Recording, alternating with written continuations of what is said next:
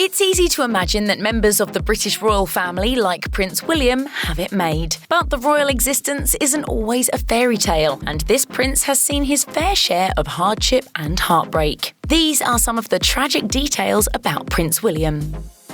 Prince William's parents, Prince Charles and Princess Diana, went through a very messy, very public divorce, which was also incredibly prolonged. Charles and Diana first announced their separation in 1992 when William was just 10 years old. Given their popular union and the royal family's historically fraught relationship with divorce, however, it was several years before they made the split official. Even after announcing their separation, the Prince of Wales and the People's Princess continued to carry out their royal duties, according to the History Channel. However, their already strained relationship continued to deteriorate, with much of the drama playing out in the public eye.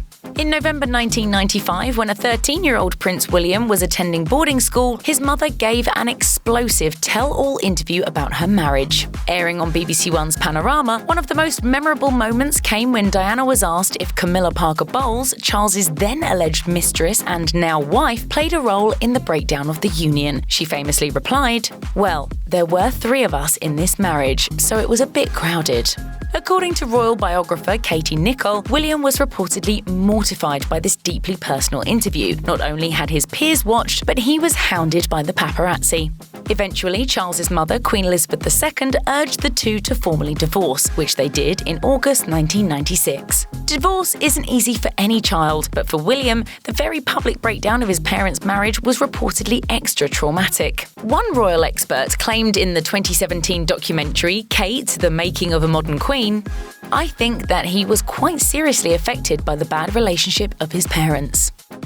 On August 31, 1997, Prince William suffered the greatest tragedy of his young life when his beloved mother died tragically and unexpectedly in a car crash in Paris. Members of the paparazzi had chased her into a tunnel, where the driver lost control of their car and crashed. William, who was only 15 at the time of his mother's death, memorably marched along with his brother, Prince Harry, behind his mother's coffin during her funeral procession on September 6th. The moment was understandably difficult for the teenage royal. In the 2017 documentary, Diana, 7 Days, William revealed, "It was one of the hardest things I've ever done, that walk. It felt like she was almost walking along beside us to get us through it."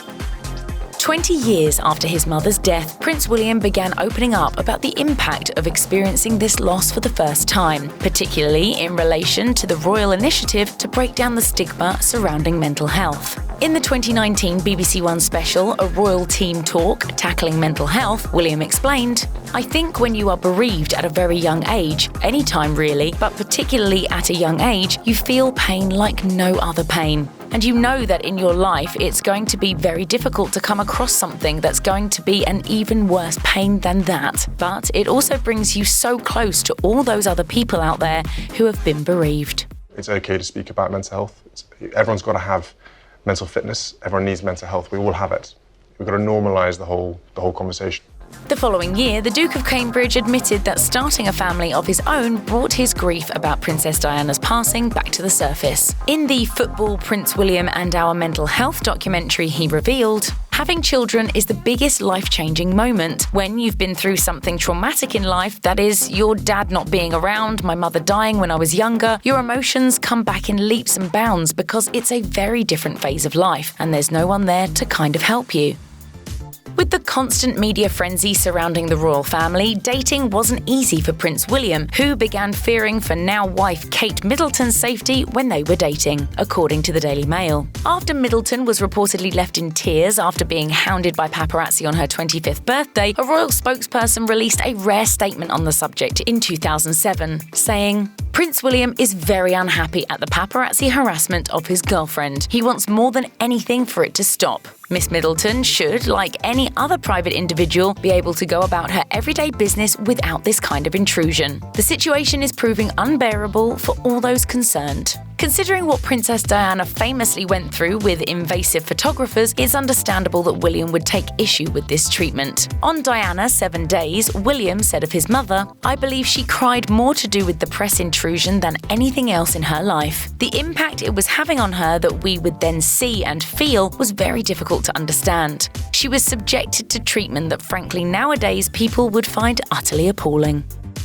Unfortunately, the paparazzi continued to invade the Duke and Duchess of Cambridge's privacy. In 2012, the couple vacationed in France, where Kate was photographed while sunbathing topless on the private 640-acre estate by a paparazzo using a long-range lens camera, according to The Guardian. The French magazine Closer published the photos without her consent, leading Prince William and his wife to file a criminal complaint about the invasion of privacy. A Parisian judge subsequently granted the royals' request for an injunction and ordered the magazine to either turn the original photos over within 24 hours of the ruling or be hit with a fine of €10,000 per day, according to BBC News. The court explained, these snapshots, which showed the intimacy of a couple partially naked on the terrace of a private home, surrounded by a park several hundred meters from a public road, and being able to legitimately assume that they are protected from passers-by, are by nature particularly intrusive. 5 years later, a French court ordered the maximum possible fines from 2 officials from the publishing company. According to Reuters, a royal spokeswoman said after the ruling, "This incident was a serious breach of privacy, and their Royal Highnesses felt it essential to pursue all legal remedies. They wished to make the point strongly that this kind of unjustified intrusion should not happen." For Prince William, fatherhood has brought on new anxieties and worries having to do with, you guessed it, the paparazzi.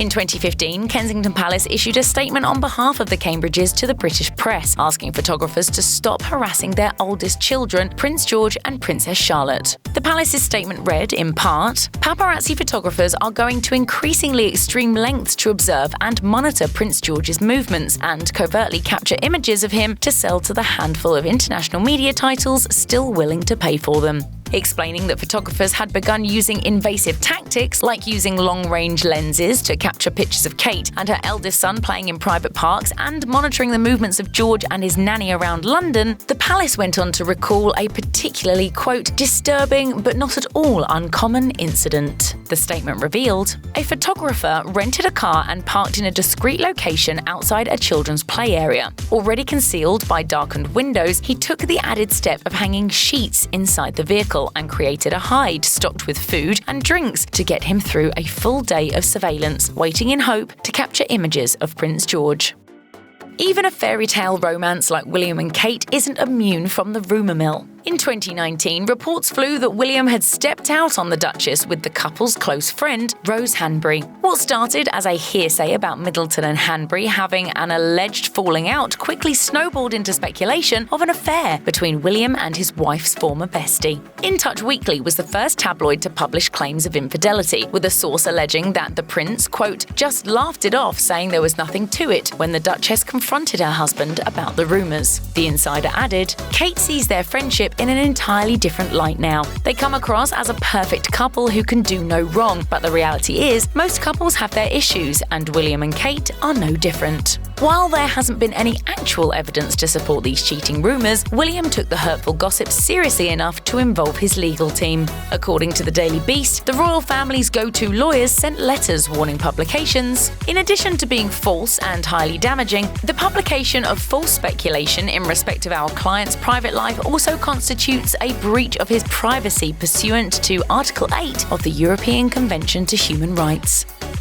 While appearing at a launch event for the United Kingdom's Mental Health at Work portal in 2018, Prince William spoke candidly about the long-term impact his military service had on his mental health. According to People, he said, "I took a lot home without realising it. You see so many sad things every day that you think life is like that. You're always dealing with despair and sadness and injury. The attrition builds up, and you never really have the opportunity to offload anything if you're not careful. You're human, and a lot of people forget the battles. You have to shut it off to do the job. But ultimately, something pierces the armour." The following year, the Prince used his mental health initiative platform to take aim at the British Armed Forces during a royal visit to Blackpool, revealing that he never really understood why it had only just started to offer mental health training to match the physical training soldiers endure, according to The Telegraph. William said, "They talk about being the best the whole time. You're physically trained to do all this stuff you do, but never once in the process was the mental aspect of what you were going to see at wartime actually processed through.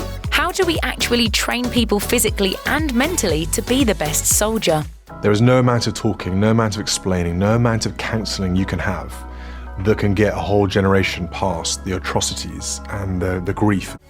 As the 2010s came to a close, Prince William and Prince Harry began facing rumours of a feud, which royal experts traced to the Ginger Prince's decision to propose to his now wife, Meghan Markle. A royal correspondent claimed during TLC's 2019 special, Kate v Meghan, Princesses at War, William was quite concerned that the relationship had moved so quickly, and being close to Harry, probably the only person close enough to say to Harry, "This seems to be moving quickly, are you sure?" I think what was meant as well-intended brotherly advice just riled Harry. Harry seemed to confirm the brotherly tension during ITV's Harry and Meghan, an African Journey documentary, revealing that he and William were, quote, certainly on different paths at the moment. Harry admitted, "We don't see each other as much as we used to, but I love him dearly." As brothers, you have good days, you have bad days. By January 2020, Harry and Meghan decided to step back from royal duties, which further heightened rumours surrounding the royal brothers' alleged feud. This led them to release a rare joint statement through their spokesperson addressing the ongoing speculation, which read in part, "For brothers who care so deeply about the issues surrounding mental health, the use of inflammatory language in this way is offensive and potentially harmful."